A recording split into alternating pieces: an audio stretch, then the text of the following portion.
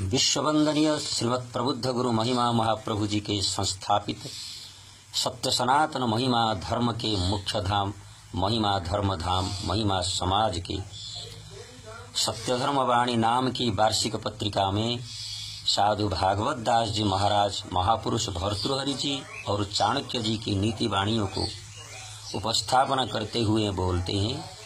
संख्या 1 में मगरमछली के भयंकर रिष्ट दांतों के सहित मुंह के भीतर में रही हुई मणि को बाहर निकाला जा सकता है। भयंकर तूफान से समुद्र को पार करना सरल है। क्रोधित भयंकर विषयुक्त सर्प के फने को आदमी अपने मस्तक पर धारण कर लेना सहज है, परंतु अहंकारी मूर्ख व्यक्ति को किसी भी उपाय से प्रसन्न नहीं किया जा सकता है। संख्या 2 में कीड़े लगे हुए दुर्गंध युक्त बिना मांस की एक सूखी हड्डी को कुत्ता निरुपम रसमय खाद्य समझकर प्रेम पूर्वक चबा चबा कर अपने मुंह की लार और दांतों के खून को चूसने का आनंद पाता रहता है।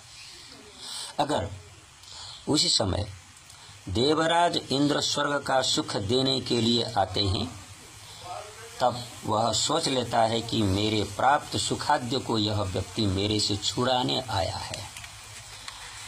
इस तरह अंधा, अज्ञानी, अभिमानी, अहंकारी, अविवेकी मनुष्य एक अद्वितीय परम ब्रह्म की उपासना और देव पूजा में क्या क्या गति प्राप्ति होती है उसे न जानकर कर्मकांड में रमता रहता है। संख्या 3 में विवेकहीन प्राणी पतन दिशा की ओर गति करते रहते हैं। यदि इन लोगों का एक बार ही पतन होता है, तब करोड़ करोड़ पतन प्राणी रूप धारण करके अत्यंत दुख कष्ट भोग करते रहते हैं। पुनः उत्थान होने का संभव नहीं होता है। जैसे किसी बड़ी नदी पर्वतमालाओं में विक्षिप्त होकर भूमि में निपतित होकर खारे समुद्र में मिलकर नमकीन पानी हो जाती है।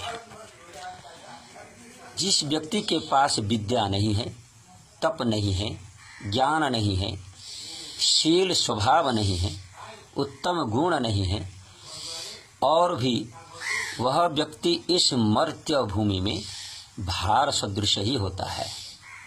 उसे मनुष्य रूपी पशु ही समझा जा सकता है। संख्या 5 में इस संसार में जो इस संसार वृक्ष है, इस वृक्ष में अमृत के समान 2 फल वृक्ष हैं, मधुर वचन बोलना तथा संत जनों का संसर्ग करना। संख्या 6 में साधु संत तीर्थ के समान होते हैं। साधुओं के दर्शन में पुण्य प्राप्त होते हैं। तीर्थाटन का अस्थायी फल कुछ 2 दिनों के पश्चात मिलता है, परंतु साधु समागम से तुरंत स्थायी फल मिलता है। संख्या 7 में सत्संग अर्थात साधु संग व भागवत कथा के लाभ करने से दुष्ट व्यक्ति भी सत आचरण से साधुता लाभ करता रहता है, किंतु दुष्ट के संस्पर्श से साधुओं के आचरण से दुष्ट स्वभाव नहीं होता है। जैसे मिट्टी फूलों की सुगंध धारण कर लेती है, परंतु फूल मिट्टी के गंध को ग्रहण नहीं कर सकती। संख्या 8 में तालाब का जल स्वच्छ रखने के लिए जल को बार बार निष्कासन करना अति आवश्यक है। इसी तरह अर्जित धन को संतों की सेवा में तथा समाज की सेवा में सदुपयोग करने से धन संपत्ति की प्राप्ति होती है। गुरु ब्रह्म महिमा अलेख शरणम, गुरु ब्रह्म महिमा अलेख शरणम, गुरु ब्रह्म महिमा अलेख शरणम।